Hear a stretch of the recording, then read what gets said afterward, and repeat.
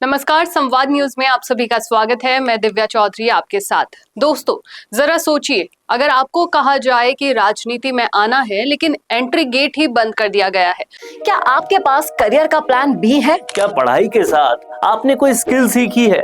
कुछ सैकड़ों वैकेंसीज के लिए लाखों लोग ट्राई कर रहे हैं, लेकिन फिर भी रह जाते हैं खाली हाथ। तो स्किल सीखो, प्लान बी रेडी करो। यूट्यूब, डिजिटल मार्केटिंग, एंकरिंग और रिपोर्टिंग सब एक साथ सीखो, वो भी लाइव प्रोजेक्ट्स और राजस्थान के तीसरे सबसे बड़े न्यूज चैनल में काम करते करते।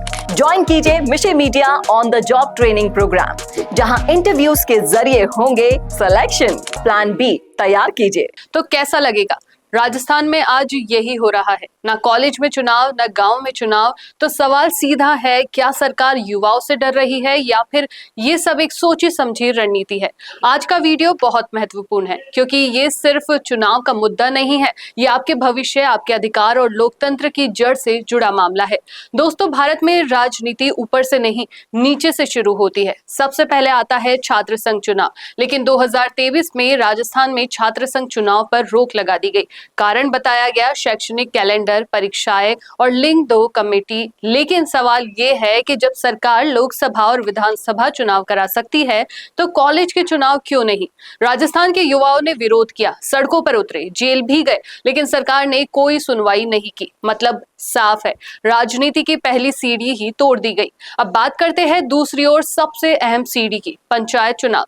राजस्थान में 11,000 से ज्यादा ग्राम पंचायतें, 300 से ज्यादा नगर निकाय और 4 करोड़ से ज्यादा मतदाता है। लेकिन 2024 में कई निकायों का कार्यकाल खत्म हो गया है और चुनाव अब तक नहीं हुए। सरकार ने चुने हुए प्रतिनिधि हटाकर उनकी जगह अफसर बैठा दिए। अब आप खुद सोचो, जिसे जनता ने चुना ही नहीं, वो आपके गांव का फैसला ले रहे हैं। ये लोकतंत्र है या कंट्रोल सिस्टम? मामला कोर्ट पहुंचा तो हाई कोर्ट ने कहा 15 अप्रैल 2026 तक चुनाव कराओ। सरकार सुप्रीम कोर्ट गई, वहां भी यही डेडलाइन रही, लेकिन यहीं से ट्विस्ट शुरू हुआ। एक तरफ कोर्ट में वादा चुनाव कराएंगे, दूसरी तरफ चुनाव टालने की अर्जी। मतलब दोहरी राजनीति।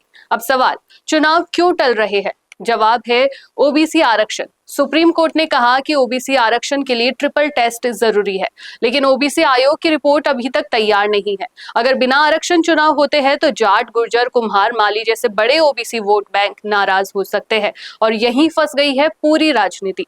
बड़ा सवाल, 2 साल में रिपोर्ट क्यों नहीं बनी? क्या जानबूझकर देरी हुई ताकि चुनाव टल सके?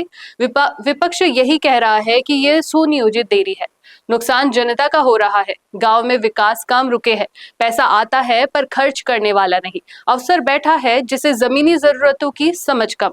युवा घर बैठे हैं, महिलाएं राजनीति में आने का मौका खो रही है और सरकार बिना सवाल के शासन चला रही है। अब पूरा मामला 15 अप्रैल 2026 पर टिक गया है। अगर इस दिन तक चुनाव नहीं हुए तो ये सुप्रीम कोर्ट की अवमानना होगी और जवाब सरकार को देना पड़ेगा। दोस्तों, ये सिर्फ चुनाव नहीं, बल्कि पुरानी राजनीति बनाम नई युवाओं की राजनीति की लड़ाई है।